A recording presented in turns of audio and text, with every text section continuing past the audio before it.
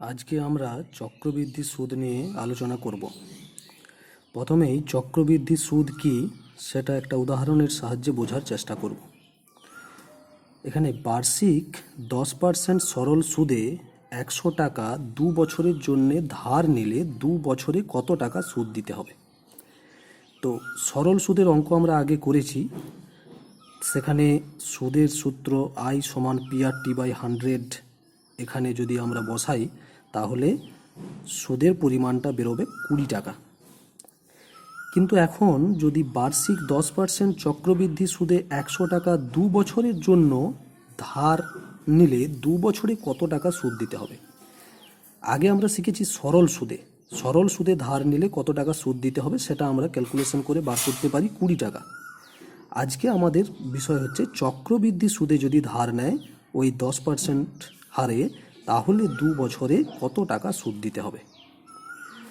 এখানে এই চক্রবৃদ্ধি সুদ বার করানোর জন্য আমরা এই সরল সুদের যে সূত্র শিখেছি I সমান PRT/100, এটাকে ব্যবহার করতে হয়। কিভাবে ব্যবহার করতে হয়? এখানে 2 বছরে কত টাকা সুদ, চক্রবৃদ্ধি সুদ যদি বার করতে হয় 2 বছরের, তাহলে এই সূত্র I সমান PRT/100 এটাকে আমরা দুবার ব্যবহার করব। 2 বছরের চক্রবৃদ্ধি সুদ বার করানোর জন্যে সুদ I সমান PRT/100 এই সূত্র আমরা দুবার ব্যবহার করব। যদি 3 বছরের চক্রবৃদ্ধি সুদের কথা বলা হয়, তাহলে এই সূত্রটা PRT/100 সূত্রটা আমাদের 3 বার ব্যবহার করতে হবে। যত বছরের চক্রবৃদ্ধি সুদ বার করব ততবার এই I সমান PRT/100 সূত্র ব্যবহার করতে হবে। এখন কিভাবে আমরা এই সূত্রটা দুবার বা 3 বার আমরা কিভাবে ব্যবহার করব সেটাই এখন দেখার। এখানে দেখো, প্রথম বছর যখন আমরা I সমান PRT/100 সূত্রটা ব্যবহার করব, তখন প্রথম বছরে P সমান হবে 100 টাকা, অর্থাৎ আসলটা হচ্ছে 100 টাকা। সুদের হার R সমান 10%, সময় যেহেতু 1 বছরের জন্য, প্রথম বছর মানে 1 বছরের জন্য বার করছি, তাহলে সময় T সমান এখানে 1 বছর। তাহলে সূত্র সুদ I সমান PRT/100 যদি বসিয়ে দেওয়া হয়, তাহলে সুদের পরিমাণ বেরিয়ে গেল 10 টাকা। এখন একবার এটা ব্যবহার হয়েছে, 2 বছরের জন্য বলেছে, মানে আর একবার ব্যবহার করতে হবে। তখন আমরা কিভাবে ব্যবহার করব? দ্বিতীয় বছরে, তাহলে দ্বিতীয় বছরে আসল কত হবে, এটাই এখন গুরুত্বপূর্ণ বিষয়, যে আসল কত হবে। আসল কত হবে না, প্রথম বছরে আসল কত ছিল 100 টাকা, এবং প্রথম বছরে সুদ বেরিয়েছে কত 10 টাকা। দ্বিতীয় বছরের আসল হবে প্রথম বছরের যে আসল 100 টাকা যুক্ত প্রথম বছরের যে সুদ, প্রথম বছরের সুদ 10 টাকা, তাদের যোগফল 100 যুক্ত 10 মানে 110 টাকা। 110 টাকা এটা হলো আসল। দ্বিতীয় বছরে আসল হচ্ছে প্রথম বছরের আসল যুক্ত প্রথম বছরে যে সুদের পরিমাণ, সেটা 110 টাকা। সুদের হার একই আছে, R সমান 10%, সময় T সমান 1 বছর। এটা দ্বিতীয় বছরের জন্য বার করছি 1 বছর, সময়টা 1 বছর। তাহলে এখানে সুদ I সমান PRT/100 সূত্রে বসালে সুদের পরিমাণ বেরিয়ে গেল 11 টাকা। তাহলে প্রথম বছর সুদের পরিমাণ ছিল 10 টাকা, দ্বিতীয় বছর সুদের পরিমাণ 11 টাকা। তাহলে এটা যে 2 বছরে মোট সুদ, অর্থাৎ চক্রবৃদ্ধি সুদ হচ্ছে 10 যুক্ত 11 টাকা, মানে 21 টাকা। তাহলে আমরা দেখলাম যে যদি সরল সুদ বার করি 2 বছরের, তখন আমাদের বেরিয়েছিল 20 টাকা। এখানে যখনই আমরা 2 বছরের চক্রবৃদ্ধি সুদ বার করলাম তখন 21 টাকা, অর্থাৎ চক্রবৃদ্ধি সুদের ক্ষেত্রে 1 টাকা বেশি সুদ দিতে হচ্ছে। এখন তাহলে চক্রবৃদ্ধি সুদ নির্ণয়ের ক্ষেত্রে একটি নির্দিষ্ট সময়ে পর পর আসলের মান পরিবর্তন হয়, এটা আমরা আগের পেজে দেখলাম। এটা ভীষণ গুরুত্বপূর্ণ।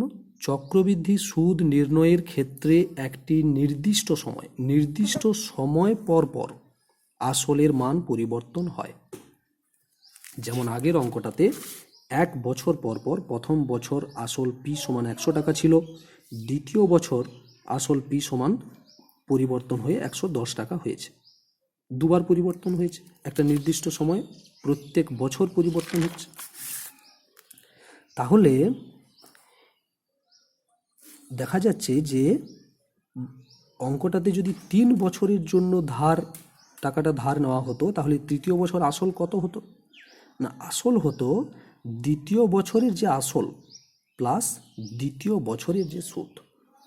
এখানে আসলটা কিভাবে পরিবর্তন হচ্ছে এটা ভালো করে লক্ষ্য করার বিষয়, যে যদি তৃতীয় বছর আসল আমরা বার করি, 3 বছরের জন্য যদি টাকা ধার নেয় এবং তৃতীয় বছরে, তাহলে আসল কত টাকা হবে? সেটা হচ্ছে দ্বিতীয় বছরের আসল যুক্ত দ্বিতীয় বছরের সুদ। তাহলে দ্বিতীয় বছরের আসল কত ছিল? দ্বিতীয়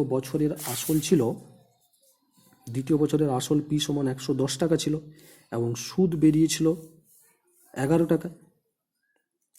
তাহলে দ্বিতীয় বছরের আসল 110 টাকা যুক্ত সুদ 11 টাকা, তাহলে তৃতীয় বছরের আসল হয়ে গেল 110 যুক্ত 11 টাকা, মানে 121 টাকা। এটা হচ্ছে তৃতীয় বছরের আসল। একই রকমভাবে যদি চতুর্থ বছরের আসল, মানে 4 বছরের জন্য টাকা ধার নিত, এটা 3 বছরের না হয়ে যদি 4 বছরের জন্য টাকা ধার নেয়, তখন চতুর্থ বছরে আসল নির্ণয় করার সময় আমাদেরকে কি করতে হবে? তৃতীয় বছরের আসল যুক্ত তৃতীয় বছরের সুদ। অর্থাৎ তৃতীয় বছরে যে আসলটা হবে, তার মানে আমরা দেখতে পাচ্ছি কি না, চতুর্থ বছরের আসল মানে হচ্ছে তার ঠিক আগের বছরে, অর্থাৎ তৃতীয় বছরে যে আসল ছিল যুক্ত সেই তৃতীয় বছরে সুদের পরিমাণ কি ছিল।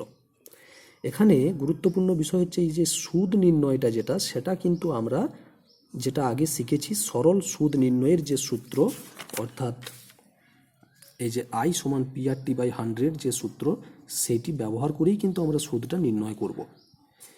এখানে পরিবর্তন বলতে শুধু আসলটা কিভাবে পরিবর্তন হচ্ছে সেটাই আমাদের বোঝার জিনিস, যে প্রত্যেক বছর আসলটা কিভাবে পরিবর্তন হয়ে আসছে। যে বছরের আসল নির্ণয় করব, তৃতীয় বছরের আসল মানে হলো দ্বিতীয় বছরের, মানে তার আগের বছরের যে আসল ছিল তার সঙ্গে আগের বছরে যে সুদের পরিমাণ বেরিয়েছে তাদের যোগফল। এখন এখানে একটা গুরুত্বপূর্ণ কথা বলা আছে যে নির্দিষ্ট সময় পর পর আসলের মান পরিবর্তন হয়। নির্দিষ্ট সময় পর পর আসলের মান পরিবর্তন হয়। এই নির্দিষ্ট সময় নিয়ে একটু বলা দরকার। নির্দিষ্ট সময়, চক্রবৃদ্ধি সুদ নির্ণয়ের ক্ষেত্রে যে আসল সবসময় 1 বছর পর পর পরিবর্তন হবে এমনটা নয়। আমরা যে অঙ্কটা করে দেখিয়েছি তাতে দেখা যাচ্ছে যে আসলটা 1 বছর পর পর পরিবর্তন হচ্ছে, কিন্তু সবসময় যে 1 বছর পর পরই আসলটা পরিবর্তন হবে এমনটা নয়। আসলটা 3 মাস বা 6 মাস পর পরও পরিবর্তন হতে পারে। সবসময় যে 1 বছর পর পরই আসলটা পরিবর্তন হবে এমন নয়, এই আসলের পরিমাণটা 3 মাস বা 6 মাস পর পরও পরিবর্তন হতে পারে। সেটা অবশ্যই অঙ্কে বলে দেওয়া থাকবে। তাহলে আমরা আসলটাকে কতদিন পর পর চেঞ্জ করব, সেটা 3 মাস না 6 মাস, সেটা অঙ্কের উপর নির্ভর করছে। অঙ্কে যেমন বলা থাকবে সেইভাবে। কিন্তু যদি অঙ্কে কিছু বলে দেওয়া না থাকে, তাহলে কিন্তু আমরা সবসময় সেটা ধরে নেব যে আসল সবসময় 1 বছর পর পরই পরিবর্তন হবে, যদি কিছু নির্দিষ্ট করে উল্লেখ করা না থাকে। এখন এই যে নির্দিষ্ট সময় পর পর বলছি, এই নির্দিষ্ট সময়টিকে চক্রবৃদ্ধি সুদের পর্ব বলা হয়। এই যে নির্দিষ্ট সময়, অর্থাৎ যে নির্দিষ্ট সময় পর পর আসল পরিবর্তন হচ্ছে, সেটা হতে পারে 1 বছর বা 3 মাস বা 6 মাস, সেই নির্দিষ্ট সময়, যে নির্দিষ্ট সময় পর পর আসলটা পরিবর্তন হবে, সেই নির্দিষ্ট সময়টিকে চক্রবৃদ্ধি সুদের পর্ব বলা হয়। অর্থাৎ পর্ব তাহলে কি কি হতে পারে? পর্ব হতে পারে 1 বছর, পর্ব হতে পারে 3 মাস, পর্ব হতে পারে 6 মাস। পর্ব 1 বছর মানে আসল পরিবর্তন হবে 1 বছর পর পর। পর্ব 3 মাস মানে আসল পরিবর্তন হবে 3 মাস অন্তর অন্তর। পর্ব 6 মাস মানে আসল পরিবর্তন হবে 6 মাস অন্তর অন্তর। এই নির্দিষ্ট সময়টিকে চক্রবৃদ্ধি সুদের পর্ব বলা হয়।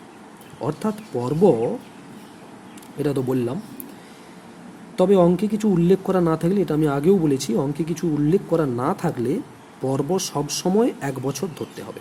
অর্থাৎ আসলটা সবসময় তখন 1 বছর পরপরই পরিবর্তন হবে, যদি সেরকমভাবে অঙ্কে কিছু বলে দেওয়া না থাকে পর্বের কথা। এখন আরেকটি গুরুত্বপূর্ণ বিষয় হচ্ছে সমূল চক্রবৃদ্ধি। সমূল চক্রবৃদ্ধি আমরা যেটা সুদে আসলে যেটা পড়েছিলাম সরল সুদের ক্ষেত্রে, এখানে সেটাই আসল প্লাস মোট চক্রবৃদ্ধি সুদ। আসল বলতে এখানে অনেকগুলো আসলের কথা বলেছি, তাহলে কোন আসলটা সেটা বোঝানোর জন্যে অঙ্কের শুরুতে যে আসলটা আমরা ব্যবহার করছি সেটা, অর্থাৎ আগের পেজটাতে যদি আমরা দেখি, অর্থাৎ অঙ্কে যে টাকাটা দেওয়া আছে 100 টাকা 2 বছরের জন্য ধার নিয়েছে, সেটা যদি 100 টাকা হয় 100 টাকা, 500 টাকা হলে 500 টাকা, 10,000 হলে 10,000 টাকা। এই টাকাটা যেটা প্রথম যে টাকাটার কথা বলা আছে, অর্থাৎ এখানে যে প্রথম বছরের ক্ষেত্রে যে আসলটা আমরা ব্যবহার করছি 100 টাকা, এখানে 100 টাকা বলা আছে তাই 100 টাকা, এটাই হচ্ছে এখানের এই সমূল চক্রবৃদ্ধি নির্ণয়ের যে আসল, সেটা ওই অঙ্কের শুরুতে যে আসলটা সেটা।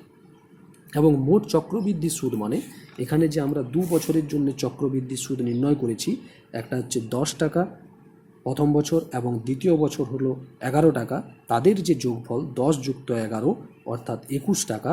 এই যে 21 টাকা, এটাই হলো চক্রবৃদ্ধি মোট চক্রবৃদ্ধি সুদ। এটা 3 বছরের জন্য হলে 3 বছরের সুদ যোগ হবে, 4 বছরের জন্য হলে 4 বছরের সুদ যোগ হবে। এখানে 2 বছর আমরা যে আগের অঙ্কটা করেছি 2 বছরের জন্য, তাই 2 বছরের 21 টাকা হচ্ছে। এখন এই যে পদ্ধতিতে আমরা এটা চক্রবৃদ্ধি সুদ বোঝার জন্যে এই পদ্ধতিতে আমাদের পূর্বের এই পদ্ধতিতে অঙ্কটা করা ঠিক আছে। এটা একটা দীর্ঘ পদ্ধতি, কিন্তু এটাকেই আমরা একটা সহজ পদ্ধতির সাহায্যে, যেমন আমরা সরল সুদের বেলায় I = PR/100 একটা সূত্র দিয়ে অঙ্ক করেছিলাম, এখানেও সেই ধরনের একটা সূত্র ব্যবহার করে আমরা অঙ্ক করতে পারি। n বছরের সমূল চক্রবৃদ্ধি সরাসরি আমরা এই সূত্রের সাহায্যে বার করতে পারবো। চক্রবৃদ্ধির সূত্র n বছরে সমূল চক্রবৃদ্ধি সমান হচ্ছে P × 1 + R/100 whole to the power n। এটা 1 আলাদা আছে, প্লাস R/100টা একটা, এই দুটো রাশির যোগফল পুরোটা whole to the power n, পিটা পুরোটার সঙ্গে গুণ আছে, যেখানে পি হচ্ছে মূলধন, আর হচ্ছে শতকরা বার্ষিক চক্রবৃদ্ধি সুদের হার, এন হচ্ছে সময়, যেটা অবশ্যই বছরে আমাকে এখানে যখন আমি অঙ্কে বসাবো তখন সেটা অবশ্যই বছরে বসাতে হবে। তো এখানে পি মূলধন, অর্থাৎ অঙ্কে যে টাকাটার পরিমাণটা, যে টাকাটা নিয়ে সে ব্যবসা শুরু করছে বা যে টাকাটা সে ধার করছে চক্রবৃদ্ধি সুদ হিসাবে, সেই টাকাটা, এই যে 100 টাকাটা, অর্থাৎ প্রথম বছরে আমরা যেটা আসল হিসাবে ব্যবহার করেছিলাম সেটাই হচ্ছে এখানের আসল মূলধন। সেই টাকাটা নিয়েই তো সে ব্যবসা শুরু করছে বা সেই টাকাটা ধার করছে, সেটাই হচ্ছে এখানের মূলধন মানে যে টাকাটা, এখানে বারবার এখানে বলছি যে টাকাটা অঙ্কে দেওয়া থাকবে 100 টাকা বা 500 টাকা বা 1000 টাকা যতই হোক, সেটাই হচ্ছে এখানের মূলধন। তাহলে এখানে আগের অঙ্কে P = 100 টাকা, R = 10%, N = 2 বছরের জন্য আমাদের চক্রবৃদ্ধি সুদ বার করতে বলেছে। তাহলে 2 বছরের সমূল চক্রবৃদ্ধি এখানে কত হবে না, P মানে 100 × 1 + 10/100, R = 10/100 তার হোল স্কোয়ার, যেহেতু N = 2 বছরের জন্য, সমানে 100 × 1 + 10 আর 100 ভাগ হওয়ার পর এটা 1/10 তার হোল স্কোয়ার, 100 × 1 যুক্ত 1/10 মানে 11/10 তার স্কোয়ার, মানে 100 × 11 স্কোয়ার মানে 121/100 সমান 121 টাকা। তাহলে আমরা দেখছি এখানে 2 বছরের সমূল চক্রবৃদ্ধি কত, 121 টাকা বেরিয়েছে। আবার আগের অঙ্কটাতেও আমরা যদি দেখি, তাহলে 2 বছরের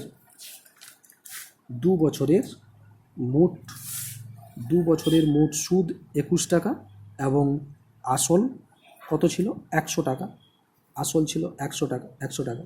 তাহলে সমূল চক্রবৃদ্ধি বার করলে 100 যুক্ত 21 মানে 121 টাকাই হতো। তাহলে দেখা যাচ্ছে যেভাবেই আমরা করি না কেন, সেই 2 বছরের সমূল চক্রবৃদ্ধি 121 টাকাই বেরোচ্ছে। এখন যদি এই 3 মাস বা 6 মাস পরপর পরিবর্তন হয়, তখন অঙ্ক কেমন হবে সেটা আমি পরের ভিডিওতে বিস্তারিত আরও বলবো। আজ এতটা পর্যন্তই।